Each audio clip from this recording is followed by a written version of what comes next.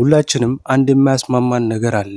እሱም የቸኮላት ጣፋጭ ጣዕም ነው። ጭንቀት ሲበዛብን፣ ደስ የሚል ነገር ሲገጥመን ወይም ዝም ብለን ራሳችን መሸለም ስንፈልግ መጀመሪያ የምናስበው ቸኮላት ነው። ነገር ግን ቸኮላት ስንመገብ ሁልጊዜ አብሮን የሚመጣ አንድ ነገር አለ። የጥፋተኝነት ስሜት። ውፍረቴን ይጨምር ይሆን? ለጤናዬ ጎጂ ነው ወይስ ሱስ የሆነብኝ ነው? ለሚሉ ጥያቄዎችን በአእምሯችን ይመላለሳሉ። ግን እውነት ምንድን ነው? ቸኮላት ለልባችንና ለአእምሯችን የሚጠቅም ሱፐር ፉድ ነው ወይስ በጣፋጭ የተለበጠ የጤና ጠንቅ? ብዙዎቻችን ቸኮላትን እንደ ጠላት ነው የምናየው። ነገር ግን በትክክለኛው መንገድ ከተጠቀምንበት ትልቅ የጤና ምንጭ ሊሆን ይችላል። በዛሬው ቪዲዮአችንም ቸኮላት በሰውነታችን ውስጥ በትክክል ምን እንደሚሰራ፣ የትኛውን አይነት ቸኮላት ነው ለጤናችን የሚበጀው፣ ሳይንሱ ስለ ጥቅሙና ጉዳቱ ምን ይለናል፣ የሚከተሉትን ነጥቦች በዝርዝር እንመለከታለን። ከዚህ ቪዲዮ በኋላ ስለ ቸኮላት ያሉት አመለካከት ሙሉ በሙሉ ሊቀየር ይችላል። እስከ መጨረሻው አብራችሁን ቆዩ። ወደ ዝርዝሩ ከመግባቴ በፊት ግን እንደዚህ አይነት በምርምር የተደገፉ የጤና ሳይንስ መረጃዎች ሁልጊዜ እንዲደርሷችሁ ቻናሉን አሁኑኑ ሰብስክራይብ በማድረግ የደወል ምልክቷን ተጫኑ። ምክንያቱም የዚህ ቻናል ላይ የማቀርባቸው መረጃዎች የዕለት ተዕለት አኗኗራችንን የሚቀይሩ ናቸው። በሉ አሁን ቀጥታ ወደ መጀመሪያ አስገራሚ ነጥብ እንለፍ። ቸኮላትን ወደ አፋችን ስናስገባ ገና ሳይዋጥ በፊት ስራውን ይጀምራል። በምላሳችን ላይ ሲቀልጥ አእምሯችን ወዲያውኑ የደስታ ምልክት ይቀበላል። ነገር ግን ትክክለኛው አስማት የሚጀምረው ወደ ደም ዝውውራችን ውስጥ ሲገባ ነው። ቸኮላት በሰውነታችን ውስጥ የሚያከናውናቸው 4 ዋና ዋና ተግባራት በጥልቀት እንመልከት። የመጀመሪያው የደም ስሮች እንደ አዲስ የመገንባት ስራ ነው። ቸኮላት ውስጥ ያሉት ፍላቮኖይድስ ወደ ደም ውስጥ ሲገቡ የደም ስር ግድግዳ ላይ የሚገኙ ሴሎችን ያነቃቃሉ። እነዚህ ሴሎች ናትሪክ ኦክሳይድ የተባለ ጋዝ እንዲያመነጩ ይገፋፋቸዋል። ይህ ጋዝ እንደ ማለስለሻ ሆኖ ያገለግላል። ጠባብና የጠጠሩ የደም ስሮች እንዲለጠጡና እንዲሰፉ ያደርጋል። በዚህ ምክንያት ልብ ደምን ለመርጨት ብዙ አትለፋም። የደም ግፊትም በከፍተኛ ሁኔታ ይቀንሳል። ይህ ሂደት ደም ወደ እያንዳንዱ የሰውነታችን ክፍል ወይም እጅ፣ እግርና ዋና ዋና ብልቶች በፍጥነትና በጥራት እንዲደርስ ያደርጋል። ሁለተኛው ጠቀሜታው የአእምሮን የደስታ ማዕከል መቀስቀስ ነው። ቸኮላት በቀጥታ አእምሯችን ላይ ተጽዕኖ የሚያሳድሩ ኬሚካሎች ይዟል። ቸኮላት ስንመገብ አእምሯችን እነዚህን የደስታ ኬሚካሎች ያመነጫል። ይህ ስሜት ልክ በፍቅር ስንወድቅ ከሚሰማ ስሜት ጋር ተመሳሳይ ነው። ይህ ንጥረ ነገር የደስታ ሞለኪውል ይባላል። በቸኮላት ውስጥ የሚገኝ ሲሆን በጊዜያዊነት የጭንቀት ስሜትን የማጥፋትና የመረጋጋት ስሜት የመፍጠር ልዩ ችሎታ አለው። ለዚህ ነው በምንናደድበት ወይም በምንከፋበት ጊዜ ቸኮላት የመመገብ ከፍተኛ ፍላጎት የሚያድርብን። ሶስተኛው ለአእምሮ ንቁነት እንደ ነዳጅ ነው። ቸኮላት በውስጡ ቬብሮሚን እና መጠነኛ ካፊንን ይዟል። እነዚህ 2 ንጥረ ነገሮች አእምሯችን ሳይደክም ረጅም ሰዓት እንዲሰራ ያደርጉታል። ሌላው ትኩረት ይጨምራል። ወደ አእምሮ የሚሄደው የደም ፍሰት ስለሚጨምር ትኩረት የሚፈልጉ ስራዎች ለመስራትና አዳዲስ ነገሮች ለመረዳት አእምሯችን ንቁ ይሆናል። ጥናቶች እንደሚያሳዩትም ጥቁር ቸኮላት መመገብ በእድሜ መግፋት የሚመጣን የማስታወስ ችሎታ መቀነስ የመከላከል አቅም። አራተኛው ከውስጥ የሚጀምር የቆዳ ጥበቃ ነው። የሚገርመው ቸኮላት ለቆዳችን ይሰራል። በቸኮላት ውስጥ ያሉ አንቲኦክሲዳንቶች የደም ዝውውርን ወደ ቀዳ ገዝ በማምጣት ቆዳችን እርጥበት እንዲኖረውና እንዲያበራ ያደርጋሉ። እንዲያውም የተወሰኑ ጥናቶች እንደሚያሳዩት ጥቁር ቸኮላት አዘውትረው የሚመገቡ ሰዎች ቆዳቸው ከፀሐይ ጨረር የሚደርስበትን ጉዳት የመቋቋም አቅም ይኖራቸዋል። በአጭሩ ቸኮላት ስንመገብ ደም ስራችን ይለሰልሳል፣ አእምሯችን በደስታ ይሞላል፣ ትኩረታችን ይጨምራል፣ ቆዳችንም ከውስጥ ይታደሳል። ነገር ግን ይህ ሁሉ የሚሆነው ቢያንስ 70% ካካዎ ያለው ጥቁር ቸኮላት ስንጠቀም ብቻ ነው። የትኛው ቸኮላት ነው ለጤናችን የሚበጀው? በሱፐርማርኬት የቸኮላት መደርደሪያ ፊት ለፊት ሲቆሙ በመቶዎች የሚቆጠሩ አማራጮች ያሉ። ነገር ግን ለጤናው ሲሉ የሚገዙ ከሆነ ምርጫው በከረሜላና በመድኃኒት መካከል እንዳለው ልዩነት ሰፊ ሊሆን ይችላል። እስቲ የትኛው አይነት የቸኮላት ለሰውነታችን ምን እንደሚሰጥ በዝርዝር እንመልከት። የመጀመሪያው ጥቁር ቸኮላት፣ የጤናው ንጉስ። ለጤና የሚበጅ ብቸኛውና ቀዳሚው ምርጫ ጥቁር ቸኮላት ነው። ነገር ግን ጥቁር ስትበላ ብቻ በቂ አይደለም። የካካኦ መጠን እንደ ቸኮላት ለጤና ጠቃሚ የሚባለው ቢያንስ 7% እና ከዚያ በላይ የካካኦ መጠን ሲኖረው ብቻ ነው። ካካኦ በበዛ ቁጥር በውስጡ የያዘው ፍላቮኖይድስ ወይም የደም ስርን የሚያካው ንጥረ ነገሮች ይበዛሉ። የካካኦ መጠኑ ከፍ ሲል በውስጡ የሚኖረው የስኳር መጠን በዚያው ልክ ይቀንሳል። ይህ ማለት ለልቦ ጥቅም ሲሉ ስኳር አያካትቱም ማለት ነው። የቸኮላት ፓኬጅ ገልብጠው ግብአቶቹን ይመልከቱ። ሁለተኛው የወተት ቸኮላት ነው። ጣፋጩ ወጥመድ። ይህ በዓለም ላይ በብዛት የሚሸጠው የቸኮላት አይነት ነው። ሆኖም ለጤና ሲባል የሚመረጥ አይደለም። በውስጡ ያለው የካካኦ መጠን በጣም ዝቅተኛ ነው። ብዙውን ጊዜ ከ10% እስከ 30% ብቻ ነው። የተቀረው ድርሻ በወተት ዱቄት፣ በቅቤና በከፍተኛ ስኳር የተሞላ ነው። ወተት በቸኮላት ውስጥ ያሉትን ጠቃሚ ንጥረ ነገሮች ሰውነታችን እንዳይመጣቸው ሊያደርግ ይችላል። ስለዚህ ጣዕሙ ደስ ቢልም ከላይ የጠቀስናቸው የልብና የአእምሮ ጥቅሞች ከዚህ አይነት ቸኮላት አያገኙም። ይልቁንም ለውፍረትና ለጥርስ መቦርቦር ያጋልጣሉ። ሶስተኛው ነጭ ቸኮላት ነው። ስሙ ብቻ ቸኮላት ይሁን እንጂ ይህ ምናልባት ብዙዎቻችን ሊያስገርም ይችላል።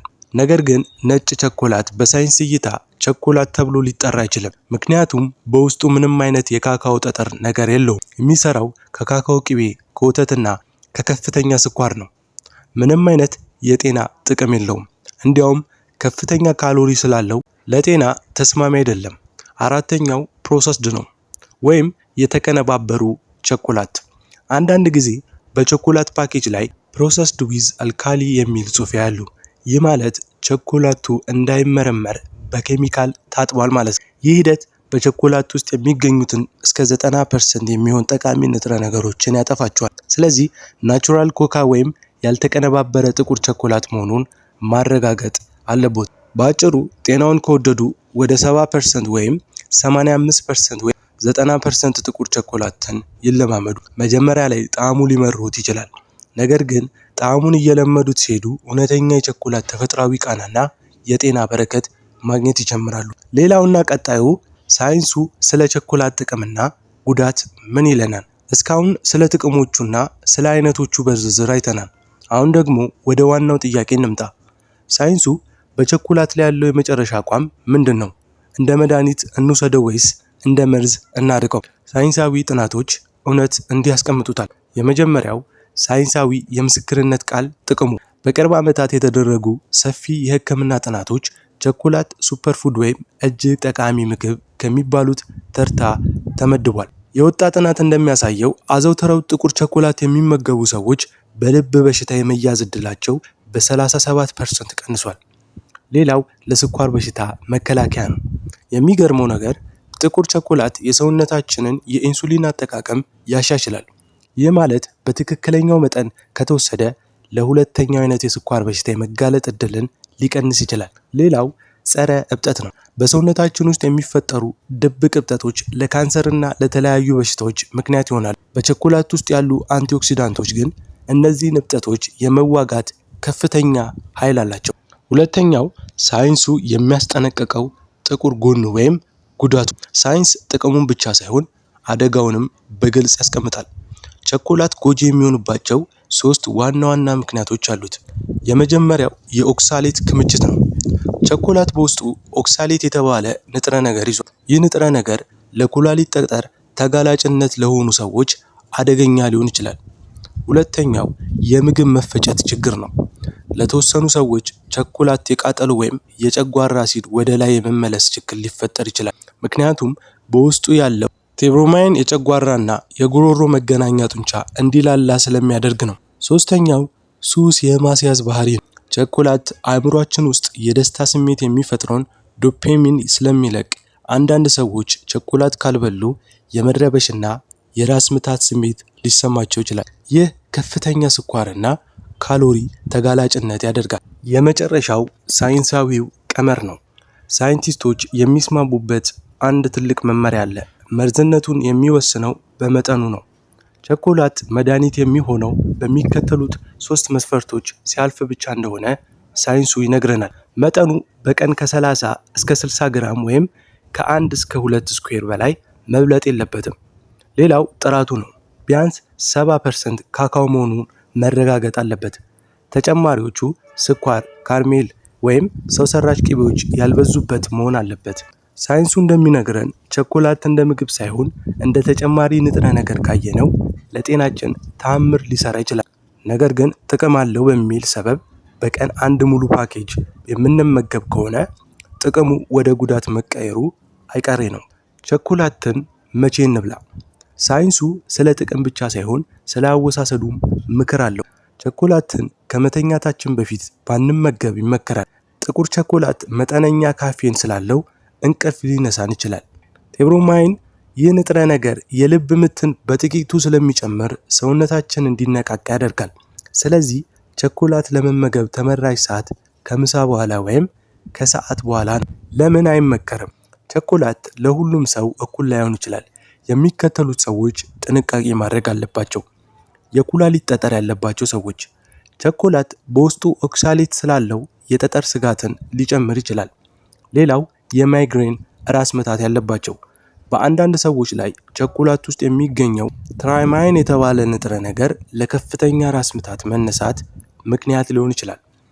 ሶስተኛውና የመጨረሻው የጨጓራ አሲድ የሚመላለስባቸው ሰዎች ናቸው። ቸኮላት የጨጓራ በርን ስለሚያላላ አሲድ ወደ ጉሮሮ እንዲመለስ በማድረግ ቃጠሎን ሊባብስ ይችላል።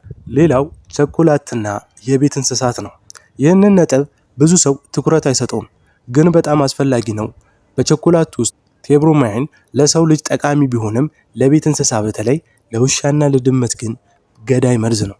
የእንስሳቱ ሰውነት ይህንን ንጥረ ነገር ሰባብሮ የማስወገድ አቅም የለውም። ስለዚህ ነው ለእንስሳት ፍጹም ቸኮላት እንዳይሰጡ። ትክክለኛው ቸኮላት እንዴት እንለይ?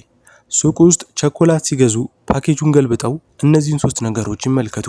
የመጀመሪያው ግብዓት በዝርዝር መጀመሪያ ላይ ሹገር ሳይሆን ኮካ ወይም ቸኮላት ላይኮር የሚል መኖር አለ። የቅባት አይነቱ ደግሞ ሃይድሮጂኔትድ ኦይል ወይም ፓልም ኦይል የሚል ካለበት ያ ቸኮላት ጥራቱ ዝቅተኛ ነው። እውነተኛ ቸኮላት የሚጠቀመው ካካኦ በተር ነው። የስኳር መጠኑ በ100 ግራም ውስጥ ያለው ስኳር ከ20 እስከ 25 ግራም ባይበልጥም። እንግዲህ የዛሬው ጉዟችን ይህንን ይመስል ነበር። ቸኮላት ከጣፋጭነቱ ባሻገር በትክክል ከተጠቀምንበት ለልባችን ለአእምሯችን የሚቆረቆር ተፈጥሯዊ መድኃኒት መሆኑን አይተናል። ዋናው ሚስጥር ያለው ግን እጃችን ላይ ነው። ትክክለኛውን ጥቁር ቸኮላት መምረጥና በልከኝነት መመገብ ያስታውሱ።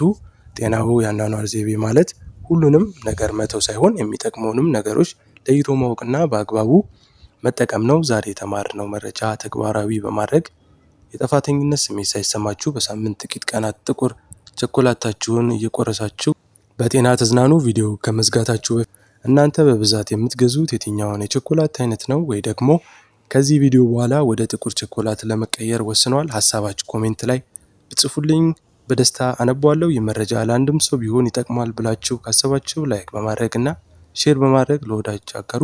እንደዚህ አይነት ጠቃሚ የጤና ሚስጥሮች ሁልጊዜ ሊደርሷችሁ ደግሞ ሰብስክራይብ ማድረጋችሁ የደውል ምልክቷን መጫናችሁ አትዘንጉ። ስለተከታተላችሁኝ ከልብ አመሰግናለሁ።